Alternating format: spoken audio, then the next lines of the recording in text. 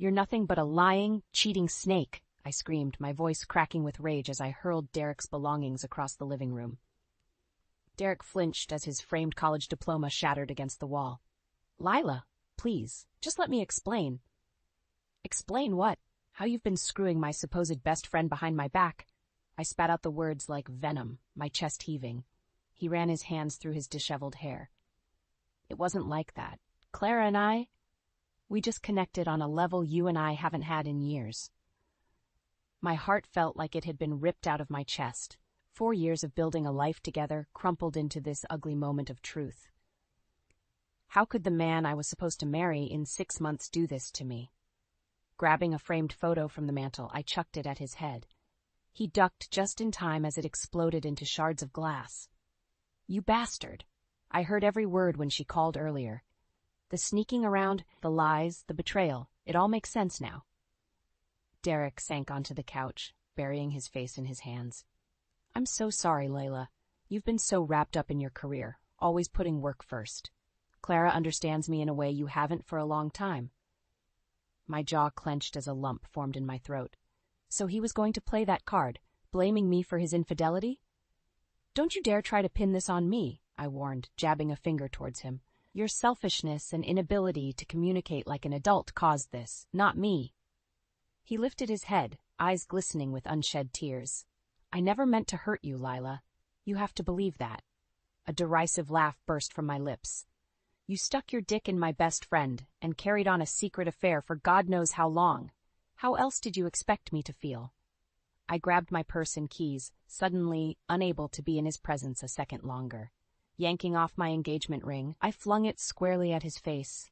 He yelped in pain as it struck his cheek, leaving a thin trickle of blood. "We're done, Derek. Don't ever contact me again." Without waiting for his response, I stormed out, slamming the door behind me with such force that a ceramic vase toppled off the wall and smashed on the hardwood floors. Out in the hallway, I leaned against the wall, hugging myself tightly as anguished sobs racked my body. How could they have done this to me?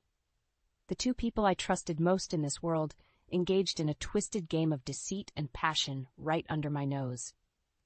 As the tears streamed down my cheeks, a cold clarity washed over me. If it was vengeance Clara and Derek wanted, I would make sure they paid dearly for their betrayal. An eye for an eye. I pulled out my phone, my fingers trembling as I typed out a search. How to catch a cheating partner. Sleep eluded me that night, the image of Clara and Derek's twisted betrayal searing my mind. My chest felt hollow, weighed down by a suffocating mix of anger, hurt, and humiliation. With phone in hand, I spent hours scouring the internet for advice on dealing with infidelity. Most sites emphasized taking the high road or seeking counseling. Screw that. Those paths led to forgiveness, and I sure as hell didn't feel like being the bigger person. In a burst of catharsis, I launched a social media campaign to air out Clara's dirty laundry to our wider friend circle.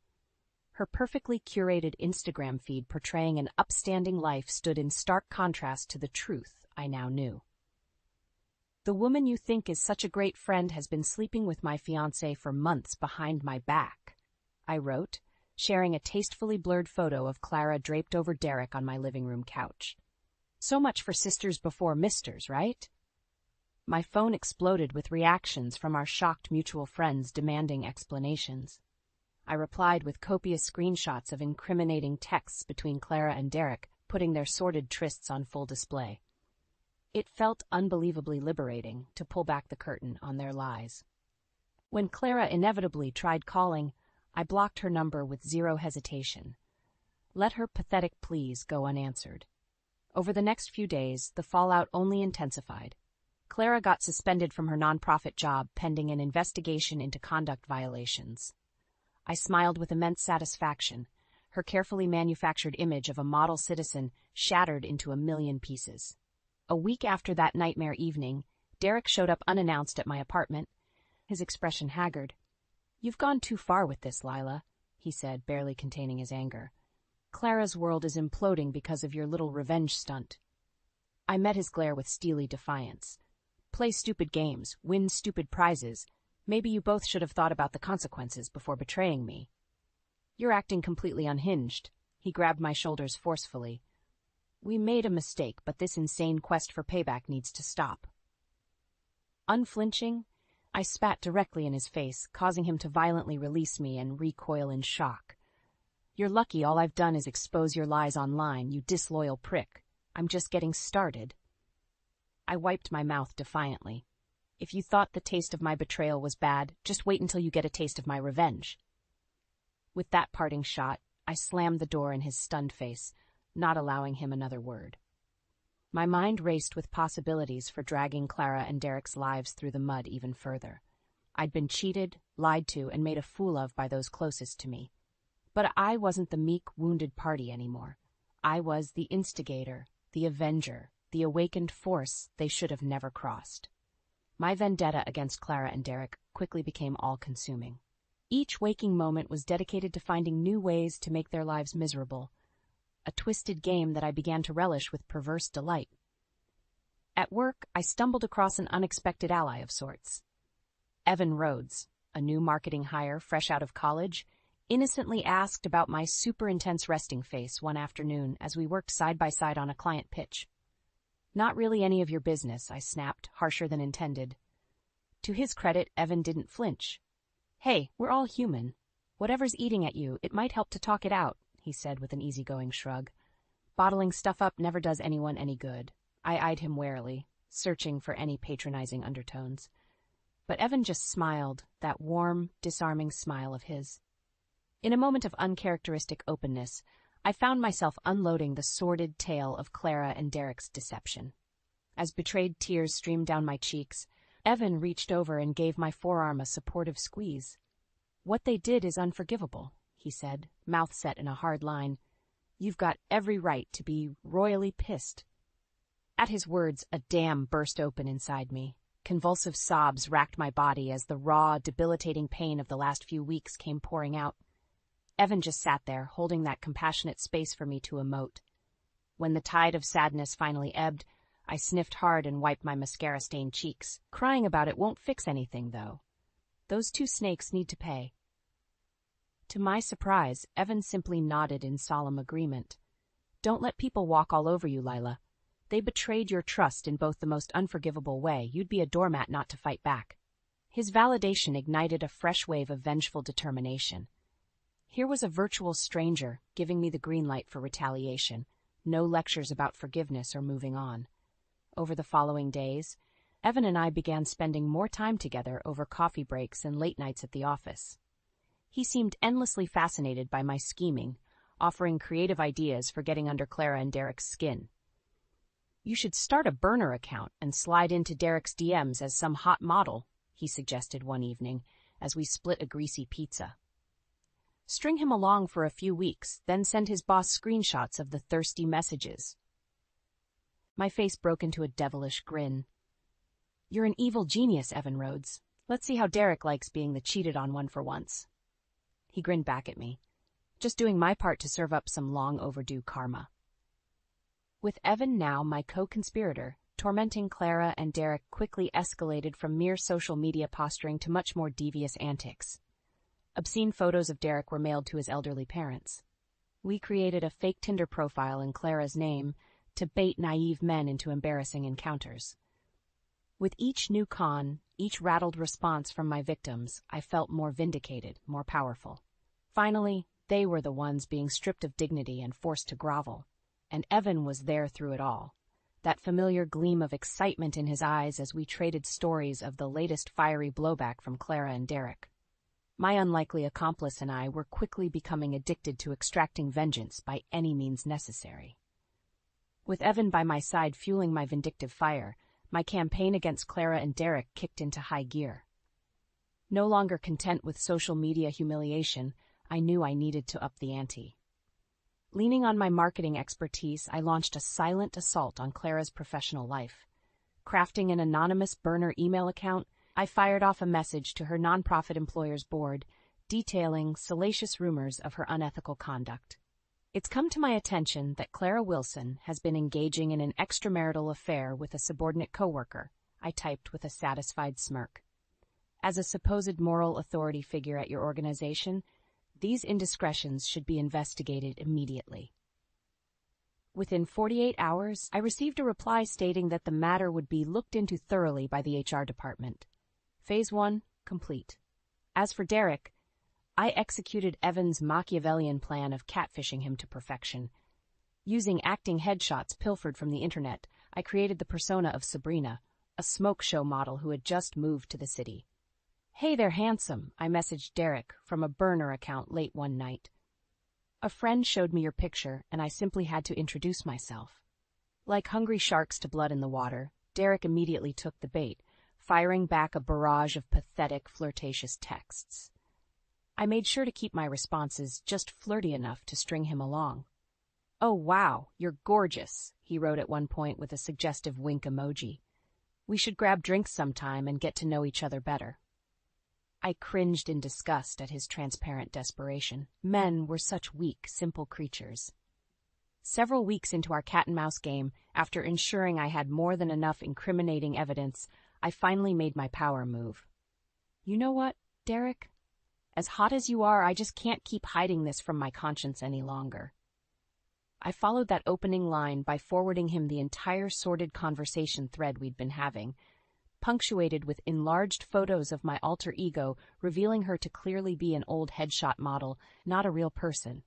"You're disgusting," I brazenly added from my real account before blocking his number. "Enjoy having your cherished integrity questioned even further." But I wasn't done. With a few deft keystrokes, I blasted the receipts of Derek's infidelity to his company's ownership team and external client base, ensuring maximum damage. Over celebratory beers that night, Evan could barely contain his admiration. "You're one cold, brilliant strategist, you know that?" There was a gleam of something deeper in his eyes that made me shiver. Was it desire? Respect? Fear? I leaned back in the booth, savoring a long sip of my icy drink as I reveled in my sweet retribution. "That was just a taste," I replied coolly. "The real payback is still to come." For the first time since being blindsided by my former lover's betrayal, I felt utterly invigorated, brimming with vindictive purpose. My control over Clara and Derek's rapidly deteriorating lives ignited a perverse sense of power. Make no mistake, I wouldn't stop until they understood the true depths of my wrath. They deserved to suffer tenfold for the anguish they'd put me through. Little did I know the worst was still on the horizon. All my meticulous plotting had simply lit the fuse on a dynamite keg of consequences that would soon blow my world apart. With each passing day, I savored Clara and Derek's misery like a fine vintage wine. Watching their lives crumble from afar was intoxicating, my ultimate high. Text messages flooded in from mutual friends seeking explanations for the torrent of scandalous rumors circulating about the despicable duo. Clara desperately attempted to salvage what little credibility she had left with flowery statements denying the allegations as vicious lies. Derek stayed eerily silent, no doubt mortified by my exhibition of his adulterous thirst for Sabrina. All the while, Evan remained my partner in crime, ferociously egging me on with twisted glee. "You've got to deliver the knockout punch," he urged one evening as we conspired over cocktails at a dingy bar. "Bury those snakes once and for all." Evan's dark eyes danced with manic intensity. In that dimly lit booth, I saw the reflection of my own torment mirrored back at me. We were two souls equally scorned, reveling in the sadistic high of revenge. My mind raced with deliciously devious scenarios as I drained my martini glass. Suddenly, the perfect opportunity presented itself. "Jackie's engagement party," I said slowly with a wicked smile. "It's in 2 weeks. Every douchebag from our friend group will be there, including the snakes." Evan instantly grasped my implication, mirroring my sinister grin. "You're going to take them down in front of everybody." I gave a resolute nod, determination blazing in my eyes. It'll be the final nail in their wretched reputations. In the days leading up to the fateful event, I carefully accumulated every drop of proof documenting Derek's ugly betrayal, incriminating texts, video recordings, medical records detailing the depths of their depravity. No trail would be left uncovered, no sin unexposed. The night of the party arrived with a deceptive spring breeze. I strode into the private dining room, oozing confidence, feeling every bit the femme fatale in my fitted crimson dress. After working the room with small talk for a bit, I caught Derek's furtive gaze burning into me from across the room. His expression was one of unmistakable dread. Clara stood at his side, teetering on precariously high heels as she clutched a glass of white wine like a lifeline. Despite her heavy makeup, dark circles were etched beneath her vacant eyes, proof of many restless nights. "You two look like you've seen a ghost," I purred as I strutted up to them, Evan shadowing me with a Cheshire grin. Jackie, the beaming bride-to-be, hovered uncomfortably nearby as bewildered guests began turning our way. Derek swallowed hard, the motion accentuating his bobbing Adam's apple. "Lila, please, not here." "Shut your lying mouth," I interrupted sharply. "The two of you snakes have had this karmic reckoning coming from the moment you betrayed me." Rummaging through my purse, I produced a sleek iPad with shaking hands. Every salacious scrap of evidence illuminated the screen in vivid detail. Caught in the harsh glare, their faces paled to an ashen white. For those with the stomach to witness true depravity, allow me to expose these frauds for who they really are. As Clara emitted a strangled cry of protest, I launched into a revealing production worthy of a TED Talk, complete with projected video clips of their most compromising moments. Jaws dropped in stunned silence, while grotesque secrets filled the air like a noxious gas. By the time my exhibition had concluded, half the room looked physically ill, while others struggled not to laugh outright at the shattered reputations before them. Derek and Clara stood frozen in mortified shock, eyes glistening with tears of shame. I smirked in sick satisfaction at this, their careers and public standing eviscerated before everybody. "That's what you both get for messing with a woman scorned," I growled. "The only snakes left now are the two of you pieces of filth."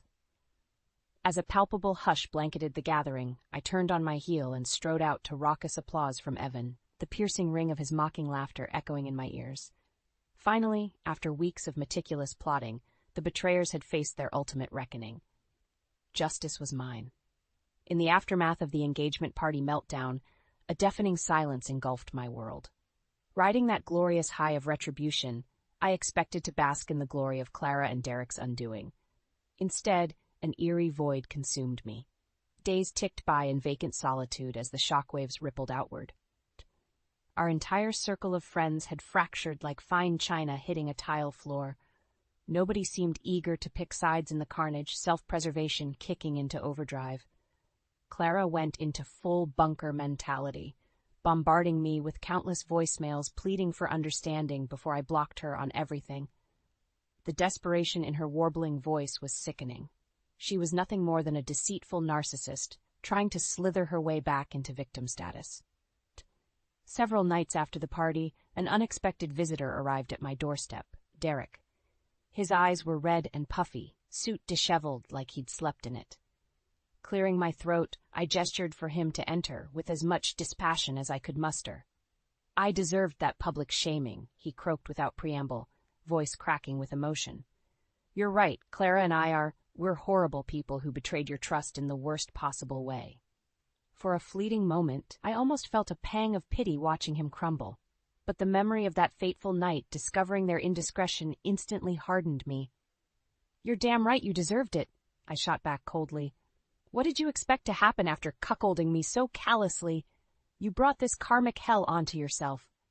Derek dragged a shaky hand down his stubbled face, the image of a broken man. "I don't expect forgiveness. Not after what I've put you through. I had to see you and understand why it all went so wrong between us." I bristled at his audacity, twisting the narrative, scornful laughter bubbling up. "Nothing went wrong, except your glaring lack of morals and decency. You think sleeping with my best friend was some cry for help in our relationship? Unbelievable." I know," he mumbled, shoulders slumping in defeat. "I took the coward's way out. Clara I don't know. She showed me attention I falsely convinced myself I was missing from you." With that, something inside me finally snapped. "You can drop the self-loathing pity act now," I snarled, taking purposeful steps toward him. "We both know the real truth. You let your little man parts do the thinking instead of your brain."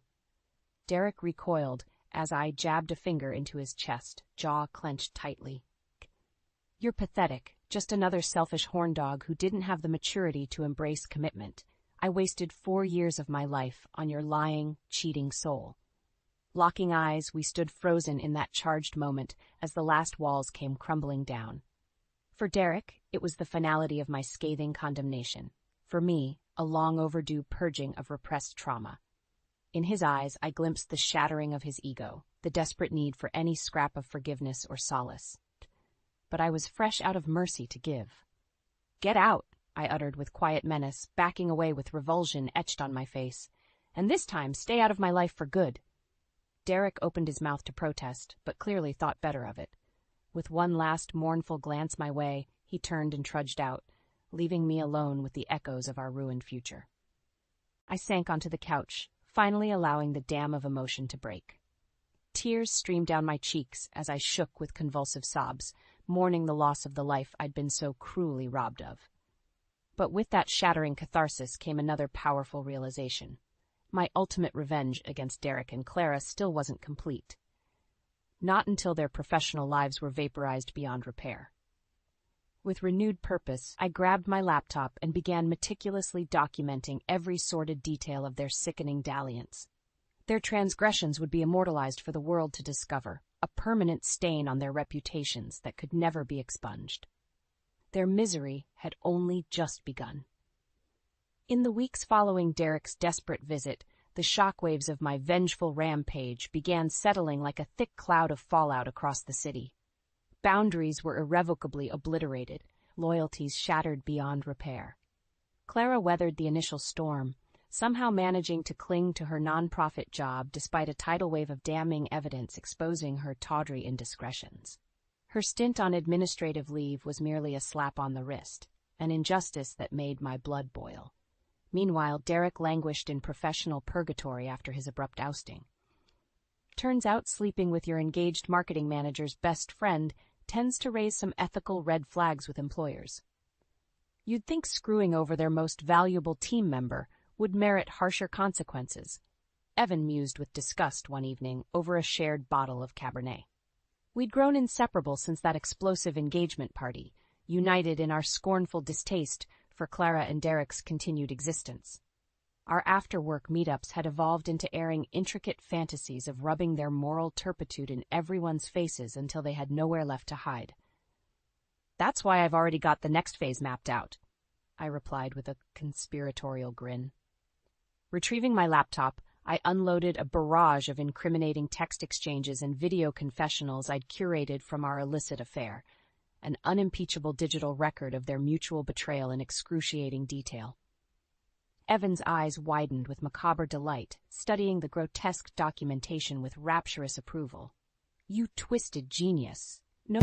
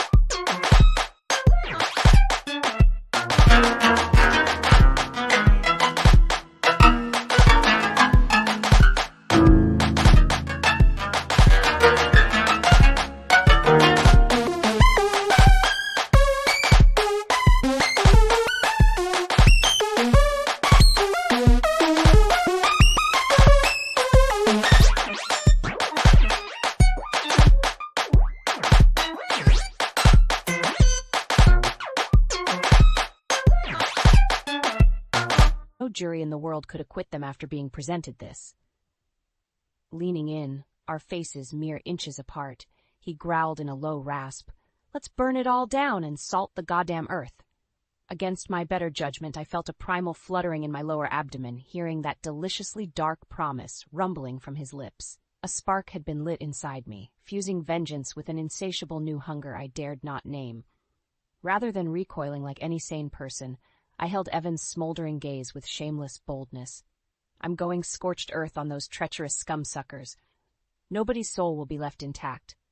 Our mouths moved in frantic unison, hungrily colliding as all boundaries dissolved into unleashed desire. I tugged Evan on top of me, our impassioned grinding intensifying with each fevered exchange. In that heated blur of entwined bodies and questing hands, I finally allowed myself to surrender, boldly embracing the exhilarating power of revenge. Sprawled beneath Evan afterward, I traced the contours of his chiseled jawline with delicate fingers as he nuzzled into my neck. We should celebrate once their atrocities are on full display for the world, he purred against my slicked skin. Maybe over champagne at the Met Opera? I'll wear my tuxedo just for you. Smiling wickedly, I tightened my grip on Evan's muscular frame as visions of high society ruin danced in my head. Sounds like the perfect stage for their undoing. We'll be the Bonnie and Clyde of karmic retribution, drinking in their tears of devastation. And just like that, my path was clear. Clara and Derek deserved no peace, no redemption for their vile transgressions. Like baying hounds on the scent, Evan and I would pursue them to the ends of the earth if needed, tearing away every last vestige of their humanity until only scorched earth remained.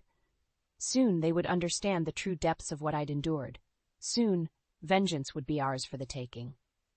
With Evan now my partner in vindictive zeal, Clara and Derek's destruction became an all-consuming obsession. We stabbed and slashed at their shattered reputations with relentless fervor, dismantling every shred of dignity until they were but hollow shells of who they once were. First, the digital arsenal of proof detailing their sordid affair went viral after some surgical social media seeding. Explicit text exchanges, hotel receipts confirming their depraved liaisons, even pictures. Nothing was left to the imagination. Within days, the seismic fallout detonated across their professional circles like a thermonuclear warhead. Emails and formal letters of reprimand flooded in from clients, industry peers, and anyone else with a shred of ethical principle. Workplaces were forced to sever ties, else risk being branded as co-conspirators, shielding such grotesque moral turpitude. They're finally being held accountable. Evan grinned wickedly as a steady stream of news alerts pinged our phones. I mirrored his sadistic smile, taking a long sip of celebratory champagne. The depths of their depravity are on full display for all to bear witness. Even in their most desperate moments of regret, Clara and Derek found no mercy from me, not after shattering all trust so catastrophically. My own self-preservation demanded they be obliterated beyond repair, buried under an avalanche of their own making. As the weeks dragged on in bitter silence, the consequences of their actions continued mounting. Clara's resignation from the nonprofit sector amid vociferous protests of her unbecoming conduct. Derek's former marketing agency preemptively terminating his contract with no possibility of rehire. Their reputations, professionally and personally,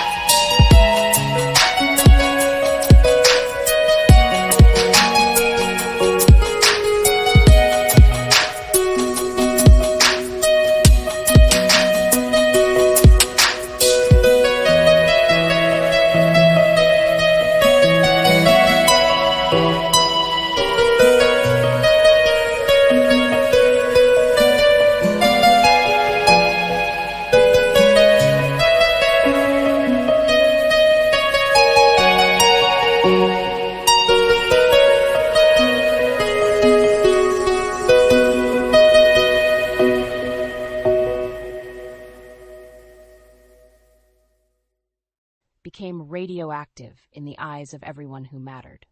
Nobody wished to be caught carrying water for such debased societal pariahs. The righteous anger of a woman scorned proved unstoppable. Only when they had been leveled to the same humiliating lows I had endured would I finally allow myself to feel some semblance of closure from this harrowing odyssey. That long overdue moment of catharsis arrived the night Evan and I attended the gala season opening at the Metropolitan Opera. Resplendent in a shimmering emerald gown, I clutched his arm tightly as we navigated the red carpet flashes and descended the grand staircase. At one point, I caught sight of Clara standing off to the side with some former circle acquaintances, now looking as hollow and ashen as the marble statues looming above her. Our eyes locked for the briefest moment, hers awash in pleading regret. But I simply tossed my head back and laughed raucously in her disgraced face before allowing Evan to whisk me away. Over a sumptuous dinner of caviar and champagne in the opera house's private balcony seating, I surveyed the opulent surroundings with profound contentment. Evan beamed at me from across the table, his eyes gleaming with adoration. "You did it, Lila," he murmured reverently.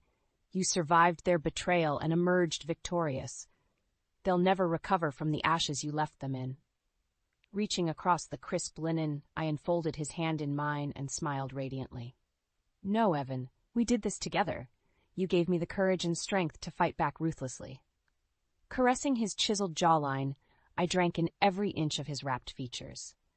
"You helped me embrace the truth that the only way to defeat monsters is to be an even bigger monster."